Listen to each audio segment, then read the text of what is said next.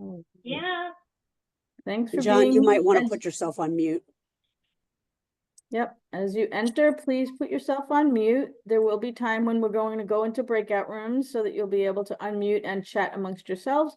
But to get us started, we're going to stay on mute for a little while we have our introduction and our presenter. So I am Joy Brand Richardson. I am the Vice President of Professional Development at JCC Association, and I use the pronouns she, her.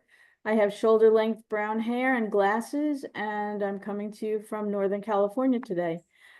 We do these visuals cues so that people who may not have their cameras on or who have visual impairments kind of get an idea of what they're listening to and seeing.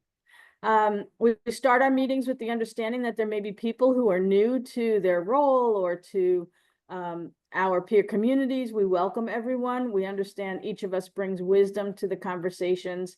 And we also ask that you respect others' opinions and join our groups with respectful conversations. And we invite you to ask for clarity whenever you have a question. Your volunteer community peer chair people are Jill Lipson, who is the Director of Adult Life at the Levine JCC in Charlotte, North Carolina, and Rabbi Moria Simon Hazani, who is the Chief Program Officer at the Kaiserman JCC in Wynwood, Pennsylvania, near Philadelphia. And we will be joined by our colleague, Sarah Sless, from her office in Israel in a little while. Sarah is the Assistant Director of the Center of Israel Engagement. Oh, I'm glad Sarah's here. That's great. So I'm going to turn this over now to Moria to get us started with a little bit of Jewish wisdom, and then we will hear from our presenter today. Take it away. Great. Thank you, Joy. And thank you, Jill. And thank you, everybody, for joining us. And the Torah portion that we are going to read tomorrow, Saturday in synagogue, is Parashat Vayakhel. And this is part of the story of building the tabernacle, the temporary temple that the Israelites had in the desert. And we hear a very detailed description of all the things that people brought, and then even more detailed description of the instructions to build the tabernacle and the building itself. I want to point out a couple of interesting things that I find in this story. So first of all, our parsha starts with the description of the people who are bringing the material, not just the material to bring this temporary temple, but the people who brought this material. And one of the key words that the Torah is telling us about these people that they volunteered. They brought from everybody whose spirit was moved came and brought all the materials. And we hear that they brought pegs, and they brought clothes, and they brought fabric. Every little thing we hear about what they brought, and everybody brought it from their heart. The idea of voluntarism is very important in this Torah portion. But is it enough just to have volunteers to bring us material to work with? And according to the Torah, it doesn't end with this. After they all brought these wonderful materials, we hear that you need to do something with that material and not just have a material. So then who's coming to our story? The professionals are coming. And we hear that Moses said to the Israelites, see, God has singled out by name Bezalel. He is endowing him with a divine spirit of skill, ability, and knowledge in every kind of craft. So in order to build something, it's not enough just to have volunteers who bring us and provide us with material and enthusiasm because they have a great spirit. We also need professionals who have skills and ability to do the work. And then the Torah continues and tells us exactly what was built and how everything was built. And we hear every single detail. And not only that we hear what the plan was to build, we hear again in our parsha how it was built. So we have twice the time of, in the story, a description of building this temple, very, very detailed building. And I asked myself, Why do we need to hear so much of all these details? That, as I said, the pegs were that side, the pegs then were put in, in this bracket, and sounds sometimes a little bit boring. But it brought to my mind a quote by the author, George R.R. Martin, who wrote the famous series, A Song of Ice and Fire, which, or you read the books, or you saw the TV series. And I want to read you this quote because I think it's kind of relevant. He says like the following: I think there are two types of writers, the architects and the gardeners. The architects plan everything ahead of time, like an architect building a house. They know how many rooms are going to be in the house, what kind of roof they're going to have, where the wires are going to run, what kind of plumbing they're going to be. They have the whole thing designed and blueprinted out before they even nail the first board up. The gardeners dig a hole, drop in a seed and water it. They kind of know what seed it is. They know if planted a fantasy seed or a mystery seed or whatever. But as the plant comes up and they water it, they don't know how many branches it's going to have. They find out as it grows. And he concludes, and I'm much of a gardener than an architect. So I think about ourselves. One, what are we? Are we gardeners or architects? When we plan a program, do we go over all the details ahead of time, or we actually say, here's an idea, let's start and see how it goes? And it brings to my mind another biblical story, which is related to garden, which is the Garden of Eden. So in the story of the Garden of Eden, we have this idea of basically God throws us in the garden and see what comes out. And I can say that the results of that story are not such great results. Here in the story of the tabernacle, we have a different approach of the architect. Everything is planned and organized. And at the end of that process, there is indeed a tabernacle, something that goes with the Israelites in the desert. So I want to leave you to think, one, what type of a programmer are you? A writer, program designer, a person, and also what fits each, what fits whenever we use this idea, which situation it fits better.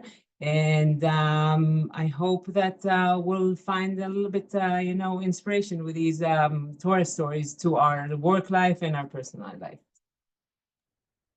Thank you, Moria. It's always so wonderful to learn from you. We appreciate your Devar Torahs at every session, so thank you. I would like to introduce now our presenter and speaker. John Laguerre is the producer and presenter of film history and American history presentations.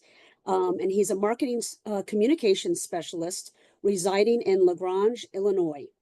John has dedicated over 40 years to building and promoting national not-for-profit organizations in the fields of education, healthcare, and athletics.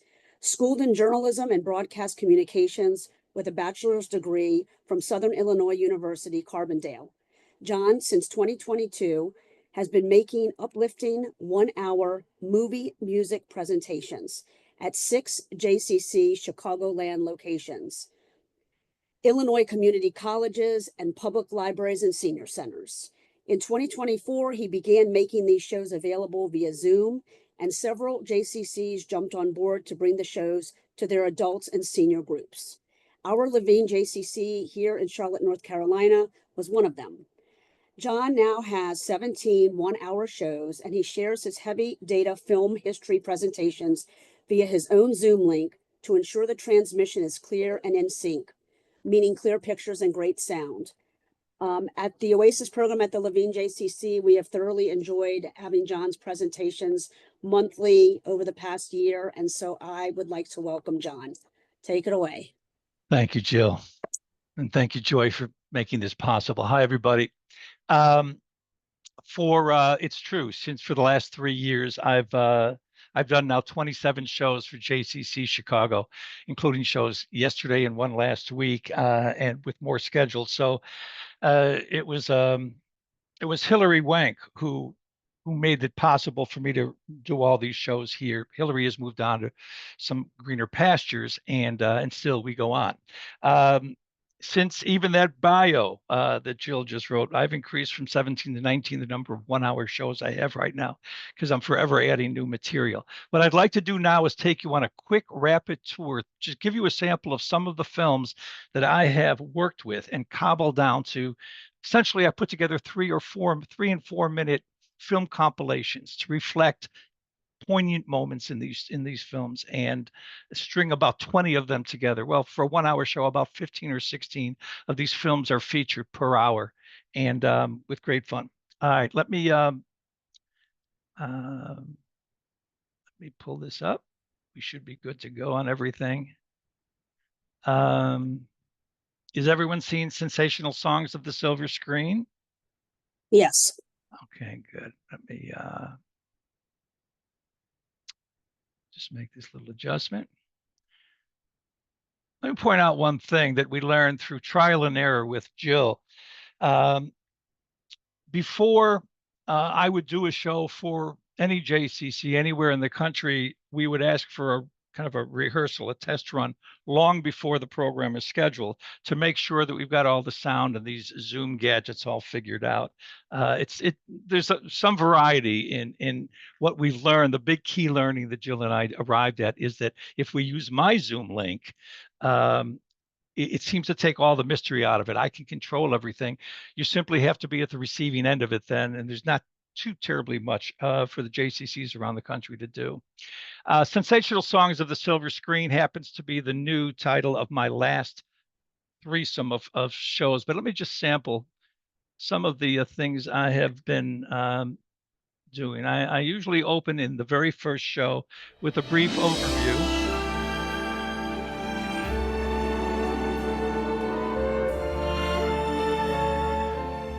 That's from The Apartment, in case anyone, the movie The Apartment from 1960. I always open with a few thoughts about movie musicals to orient the audience. I remind everyone that musicals are often the very first theatrical experience we have as children. And with that in mind, musicals tend to get baked into our DNA. Fantasy and escapism are intrinsic parts of movie musicals, and we need that. We need the mental release. We need to get away from it all. Maybe now more than any time in recent years. And then songs reflect the innermost feelings of the characters we come to care about. So when Dorothy expresses her feelings through Over the Rainbow, it resonates in our hearts. It means a lot to everyone. I often open my show with Charlie Chaplin, because I do everything pretty much in chronological order. Chaplin arrived from England in 1910. He did his first movie in 1914. Of course, they were silent films, and I look at that as an opportunity for me to lay some music on top of some of his genius. I don't even use that old 1960 song, but it fit there. So some films, let's briefly run through this, and then I'll field some questions from anyone who might want to ask. Certainly, I spend a lot of time with Fred and Ginger in the 1930s, because the reason movie musicals were so popular in the 1930s is because it was the era of the Great Depression, and people would spend their last dime or 15 cents to go just to forget about it, just to put their minds at ease. And even as a child, I asked, how is it that people with no money and nothing would want to see someone in a tuxedo and a woman in a beautiful gown? And it's all about escape. Wizard of Oz in 1939, of course. Yankee Doodle Dandy, Cagney's one Academy Award-winning film in 1942. Easter Parade with Judy Garland and Fred Astaire kind of set off the whole movie musical best times in the 50s and 60s. West Point Story, because I love Doris Day. Of course, Singing in the Rain. Debbie Reynolds was only 19 years old when she was recruited to do this. 19 years old, imagine that. Marilyn Monroe and Jane Russell in Gentlemen Prefer Blondes. I do something kind of fun. I take the whole Roman holiday film, one of the 10 best films of all time, if you ask me. Audrey Hepburn won the Academy Award in her very first major film for this role with Gregory Peck. I distill it all down to 3 or 4 minutes, and I lay an entirely different type of song, a Rod Stewart song on top of it, which really works. We feature the movie Ray, celebrating the life of Ray Charles, Brigadoon, Seven Brides for Seven Brothers, Guys and Dolls, Daddy Longlegs, Leslie Caron and Fred Astaire together in 1955. Frank Sinatra's Pal Joey with Rita Hayworth and Chicago's own Kim Novak, and I'm in suburban Chicago. South Pacific with Mitzi Gaynor. I have a fun story about that. Goes back to my Little League days. The Marvelous Mrs. Maisel. I don't know how many of you might have seen this. It ran for 5 years. Chicago's own Rachel Brosnahan was, in fact, Mrs. Maisel. But what they did over the 5 years, I think 10 episodes per season, was that they did marvelous things with the music. They really put extra effort into making beautiful sounds. So I use Maisel stuff frequently throughout my shows. West Side Story, both 1961 and Spielberg's version of it in the year 2021. Here again, The Music Man from 1962. But Lorne Michaels, the producer of Saturday Night Live for a half century now, Lorne Michaels didn't have anything to do in 2021, 2022, the early days of the COVID. So he actually scratched an itch. He had something he always wanted to do. He wanted to spoof movie musicals, and he did just that. Academy Award winner Ariana DeBose basically plays the role of Shirley Jones, and I put the two of them together in one clip. The Beatles in their first film, Hard Day's Night, My Fair Lady. These are all familiar to you. I know that. Sound of Music. So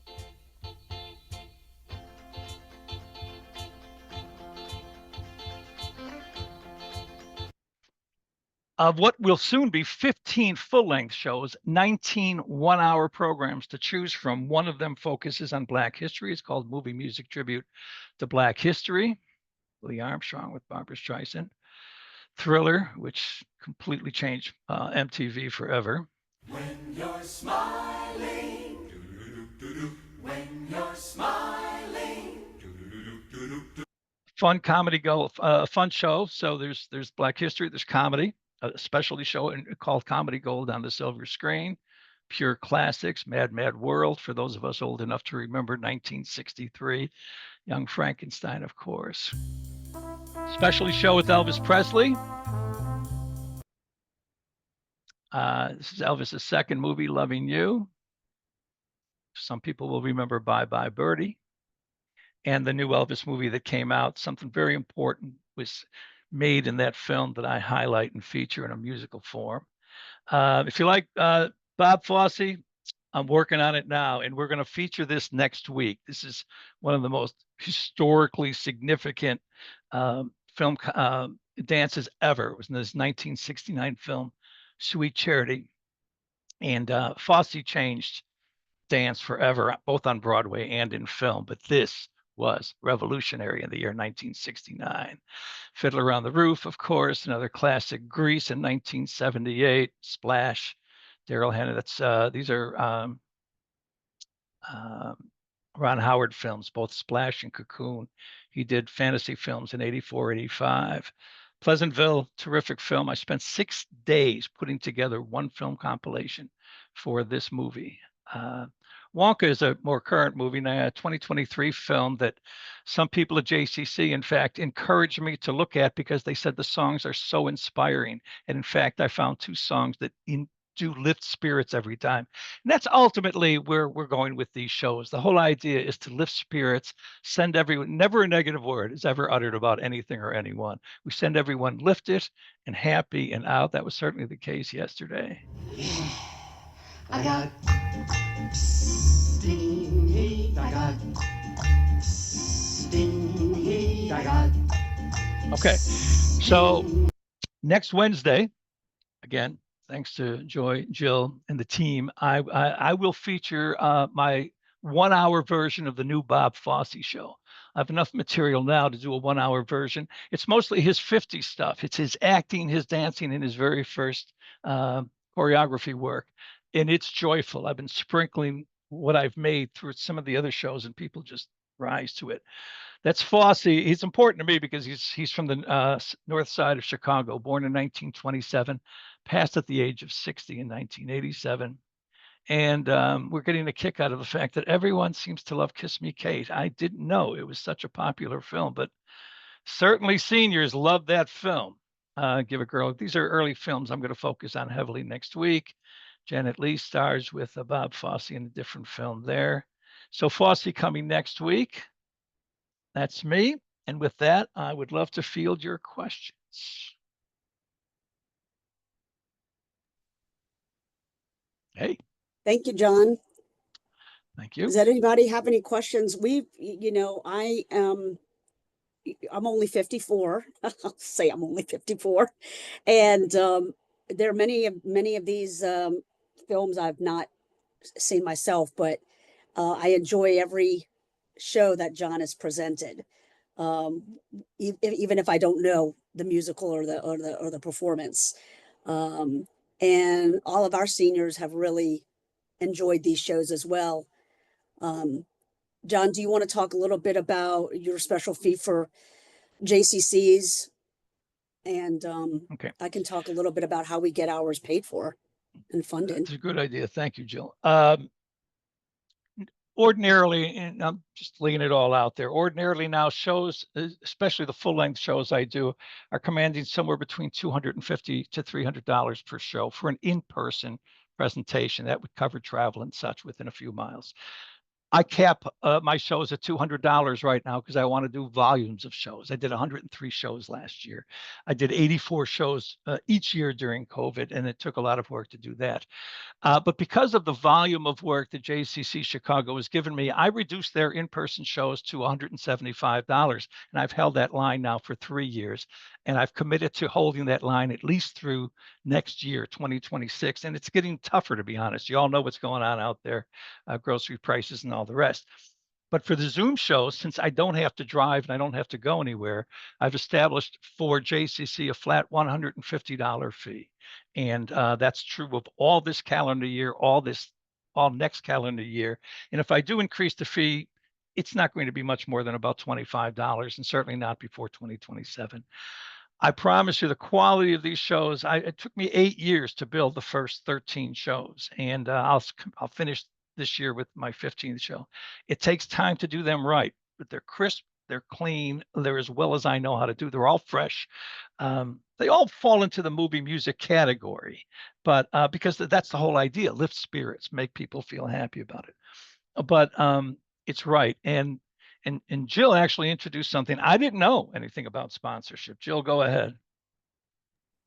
So we at the JCC here in Charlotte, we often get calls or requests from, home health agencies, senior independent living communities, different agencies that work with, the senior communities, they want to sponsor something. They want to, bring a gift basket or come and do a project. Well, we can do our own project.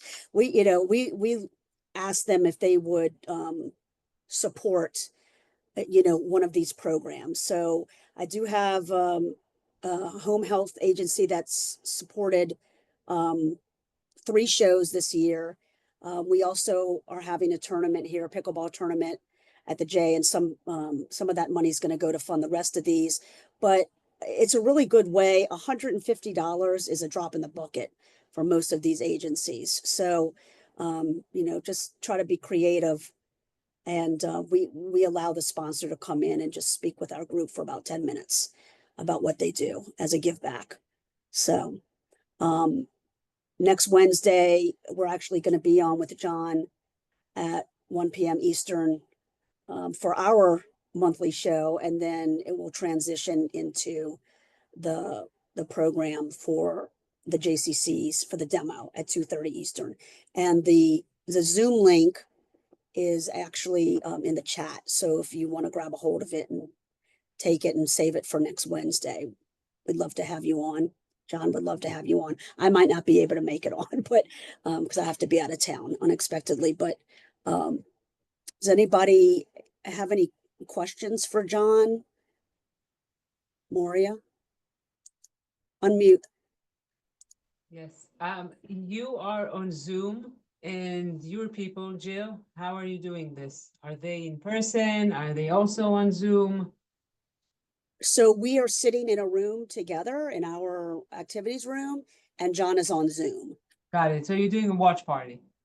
Yeah, Great. And is there any interaction between the speaker and the audience, or it's a straightforward presentation? there's some interaction for sure, John. Well, John, you can speak to the, how you interject in between and that sort of thing. It's not just you're not just sitting there watching. So if you Well, want to explain. yeah, yes and no. The beauty of the in-person shows is the interaction is what makes it all fun. Everybody has something to say. They want to throw their ideas at you, and I can field all those things. And it adds greatly to the fun. People like the exchange. So there is that limitation with Zoom. And it's not really set up with a microphone where they can speak with me between film clips. It's important to note that, say there's 15 or 16 different films being featured, each one 2, 3, or 4 minutes long. I introduce each of them as we go along. That's why Jill thought the demo next week was so important. And again, it'll be the Bob Fosse show, the 1-hour version of the new Bob Fosse show, which is kind of a premiere for me. I'm anxious to hear what people say. But the key is, for the most part, once I start, I just go, and then I'll field anything that any questions that anyone may have afterward. What everyone does in the room is up to them, but I don't really hear it, to be honest with you. And I wish there was a way that I could. One other caveat, you asked a good question, Maura. For the most part, it's a watch party, because sometimes when people are trying to dial in from home, there's so many, it adds variables. Maybe they're not hitting the right buttons, and it could hold everything up. So please think in terms of this as a watch party. Once the host, like Jill and Charlotte, once she and I have a good, clean connection, which we've rehearsed and done, we know it's good to go for the full hour without any interruptions. So I would say, at least in the early stages here, let's just think in terms of a watch party. Your language, your words. Well said.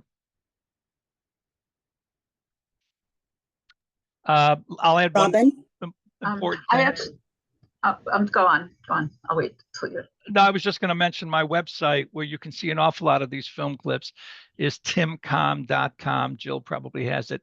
TIMCOMM.com. It's short for Timothy Communications. There's a whole calendar. You'll see the list of the next 50 shows I've got coming there. You'll see samples of film clips all over. Most importantly, you'll see one-page programs for 13 full-length programs. One-page programs for each of them. So you can choose whatever program you'd like. Comedy, Elvis Presley, movie music, whatever the case may be. I'm sorry, Donna, go ahead. Go ahead, Robin. Oh, Robin, I apologize. The clips that Jill had sent out, there were like 4-minute clips. So do you put a whole slew of them together, and that's right. The hour So, presentation? Is that each and every one requires usually a day or two, some 3, 5, 6 days. So it takes time to put them together, but this is my hobby. I retired 8 years ago. So when you put them all together, I mean, you can look at an individual clip. It looks pretty good. Put 15 of them together, and I tell this story. I take people pretty much through about 100 years of time, zippity-doo-dah all the way through, enlightening and introducing each of them. So it's fun. It reminds everyone, especially seniors. I mean, most everyone is seniors anyway that I do, but it reminds them of meeting their wives or husbands, what theater they were at, it just brings all these memories back. What I hear most often are two things: wonderful, and the memories came flooding back. Those are the two things I hear all the time from people. Thank you. Thank you. Does anybody have any other questions for John? If not, we will I do. release him. Barbara? Hi. So have you done this for programs where there are memory issues? I have, in fact, I'm surprised that I don't get summoned to do more of them, to be honest with you. But part of the problem is, there's really no problem for me. I'll do the show under any circumstances. I know music therapy works. I've seen it with my own eyes for all these years. Sometimes I'm not so sure that because the people don't often respond, the way that younger folks do. People think maybe that it didn't really work. I know it works. I've seen it firsthand. I've seen it over and over, having done. Yesterday was my 461st show. I'll do my 500th show over the summer. I'm very proud of that because we have to muddle through COVID. Yeah, I think there's some real value in this, but it's in the eye of the beholder. I've got a memory care facility 3 blocks from me. They ran 3 shows in a row, one after another, full house all 3 times. But I haven't heard from them now in about a year and a half, and I don't understand why. Everything seemed to go. It's a strange thing, but because I don't always have the answers. Does that make sense? Yeah, it seems like it would be a great thing to do with people, particularly who are in early stages. Yeah. It sparks the memories and they can talk about it. And, we have a group here that probably will respond super well to it. In addition to our healthy seniors. I do a great many shows even now. I'd say 30 or 40 of the 100 shows I do a year are for senior living communities and very often memory care folks. And yeah, they brighten up. It makes a difference because certain songs just cut through all the clutter and resonate with people. I don't want to take any more of your time. Jill, we're good. Thank you, John. I Thank you, think we're Barbara. good. If nobody has any other questions, if you do, Thanks, everybody. You can reach out to John directly, or at least jump on his demo next week at 2:30 Eastern. So 2:30 Eastern, Bob Fosse, 1 hour. I'm just going to go, whether people are there or not, whether you can be there for 5 minutes or not.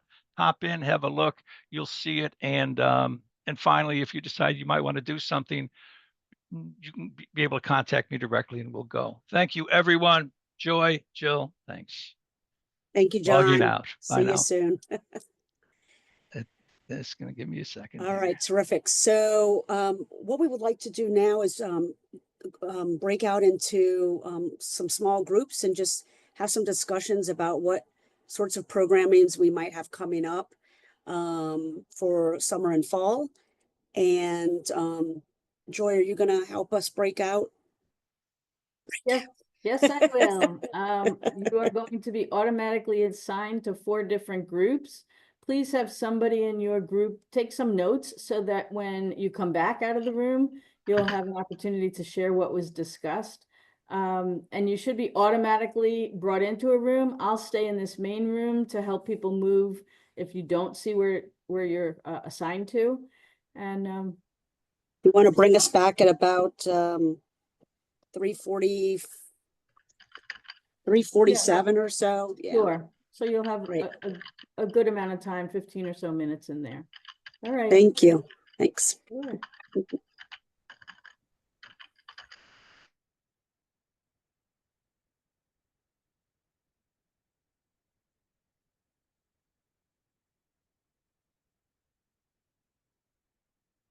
Well, that worked.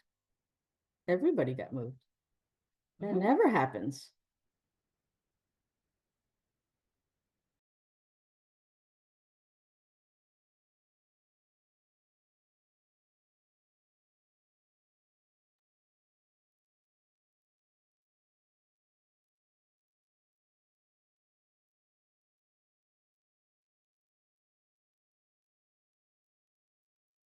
Just waiting for everyone to come back into the room.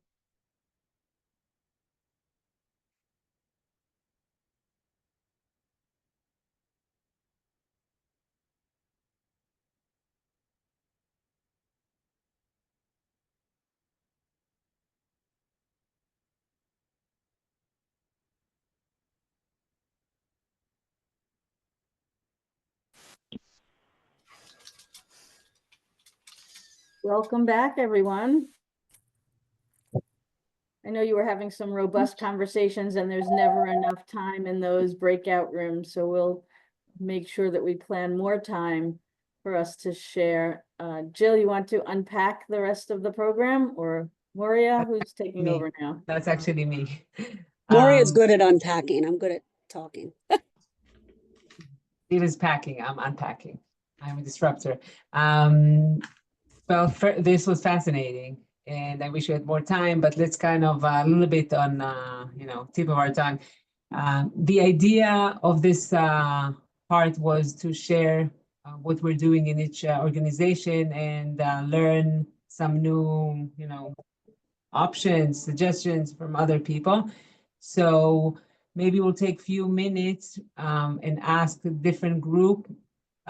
Because of our time, let's bring one idea. And I know that this will be probably the one idea that the presenter would love the most. It doesn't mean that that's the best idea, but for our purposes, let's hear from each group one idea, and then we can maybe ask some questions about these ideas and think about them. So who would like to start? Not my group, so it's going to be somebody else.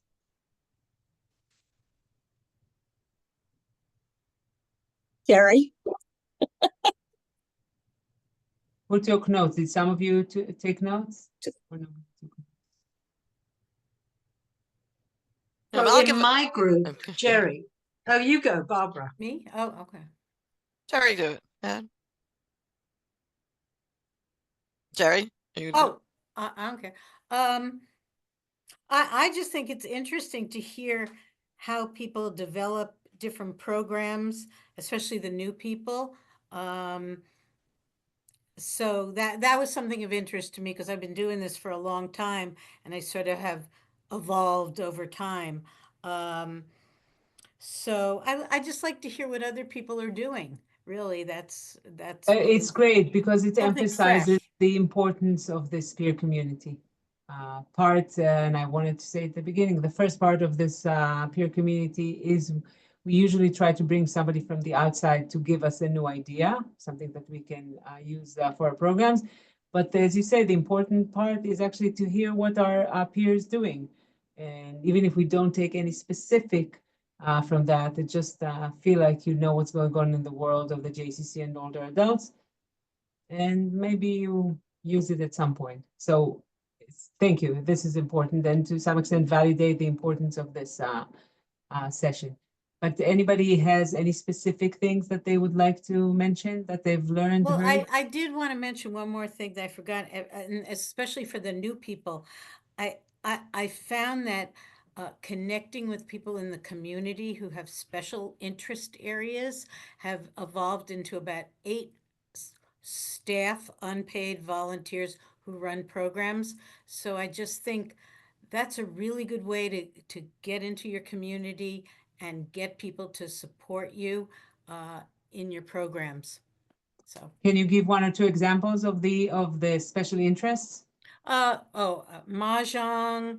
I have a Mahjong leader who does everything. She loves Mahjong and just gets so involved with all our big Mahjong events that have hundreds of people coming to them.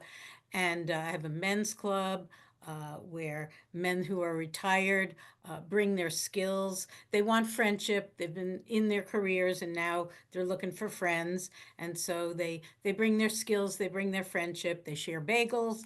And so these are the kinds of things.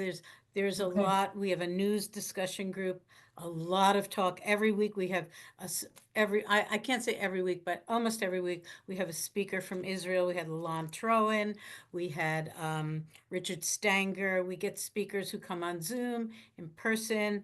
And so we cover a lot of areas of interest because seniors are really so passionate about Israel. And not that other groups aren't, but they've been through Great. it. And so, Courtney, where are you? okay. No, Courtney wants to comment on you. That's why I'm pointing out.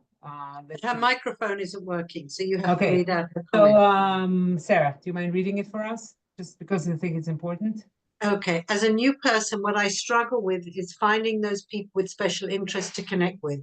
Outside of talking to current members and internet searches, it feels more of a wait for them to find you and then seize the opportunity situation. Great. So, Courtney, I really recommend that you touch base with Jerry. to see how this process is can go, or anybody else here that might have an input on finding those people in the community. But Jerry, I'm sure you can teach us. It usually starts small. I want to hear other ideas. That's what I'm saying, Okay. and they will follow up on this. Anybody else wants to share? So I was going to say that I think in our group, it was a real strong commonality that we all are doing an enormous number of exercise classes, because that's what the older adults want. And no matter kind of what age range they are, but that was a real strong commonality in that group. I shared that we do memory care work here, and as I asked the question to John about whether those clips, how that works with a population with dementia, because I've seen it. I mean, I see the memories that get sparked. The one thing that we did comment about John's clips was that we thought that seeing the shorter clips and a lot of shorter clips in a short amount of time might not grasp a large audience, but I think really grasp people's attention. But maybe, and because we haven't seen one, maybe one of the longer shows, where it's an hour that's focused on around one particular thing might do so. That's it. Great, thank you.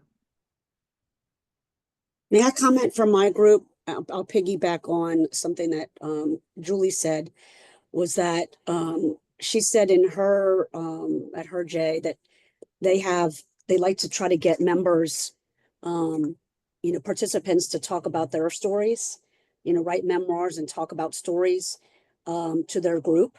And also, I know it sounded like you also bring in, Julie, some, employees in to talk about themselves. We have a program at Oasis here in Charlotte that my coworker coined. It's called "Who in the Hall Are You?" And and we have a lot of people walking around, so we try to grab people who are employees here, security, maintenance, anybody who does anything. We're in a big park, a 54-acre park, and we have people come in and talk just a little bit about themselves, and it sparks interest in the group because people see each other all the time and don't know who they are. So just wanted to share that. Maybe one more comment from one more group. I love the fact that, Rabbi, you said that you have trips in the summer, because we really struggle with space in our building for our seniors while the little kids are here.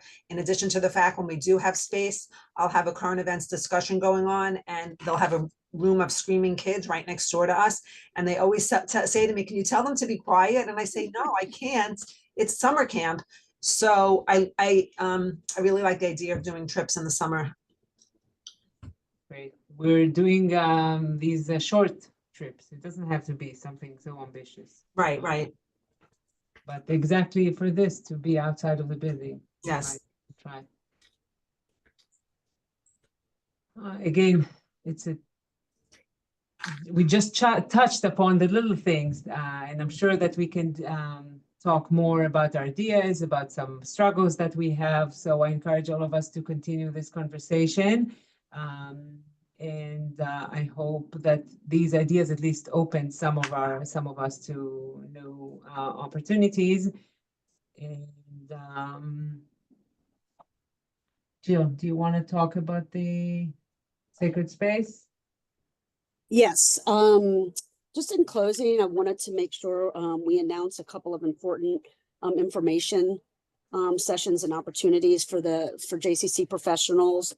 I just put in the chat, there is going to be a Sacred Spaces Elder Abuse Cohort information session. This is the link for the sign up. And it is going to be April 3rd at 12, and it's Pacific time, et cetera, et cetera. You'll see when you go to register. And I'd also like to add in the JCC Israel Academy. Putting that in now. You're probably getting these on the briefs, or should be. Learning opportunities, telling the Israel story. How do you do as a JCC professional? Tell your J's Israel story in ways that resonate with members, donors, and staff. So those are two programs coming up, one April 1st, one April 3rd, and I'm sure there's got to be something on April 5th. No, I'm just kidding. But, it's every other day.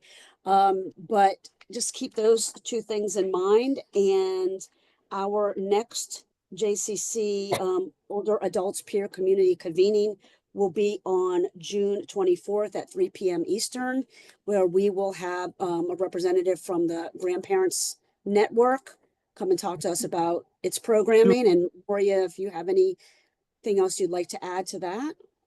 No, Jewish programming, Jewish Grandparenting Network. I'm curious how many people know about them. If you could just raise your hands if you know about them. Oh, that's even better. Something new to Yep. look, to expect. So that's great. We'll talk, we'll hear more from them, and thank you. One, to save the the group. So we'll bring them, and I think just one last thing, as you see, and I said it before, we divide these programs into two. One brings somebody from the outside and one among us, but we would like to hear your comments and suggestions. So you'll hear more from us, so we can learn more about the needs of the group. Thank you. Can I just say something? First of all, Please. I really enjoyed the session. Thank you. Even though I'm not working in a JCC, but I work for the association. And because we had in my group, we actually had two very new people who've only been in their job for a month. And they had the benefit of being with Jerry, who has a lot of wonderful experience. So I do want to encourage you to use the listserv, the peer community email group, to ask a question, and you're in safe space. So if you're stuck with an idea or something's not working, use the experience of your fellow colleagues. We're all so much more creative when we work together. So I do want to encourage you to use that group. And also, if anybody has questions Israel related that they want to bring to their older adult groups, then please feel free to reach out to me. We have a whole list of speakers and performers, but it could be just some brainstorming, and I'm happy to do that. Wonderful. Thank you Great. very much. Thank you, Thank Sarah. you, everybody. Thank you. See you in June. Thank you. Great to see you Bye. all. Yeah, thank you.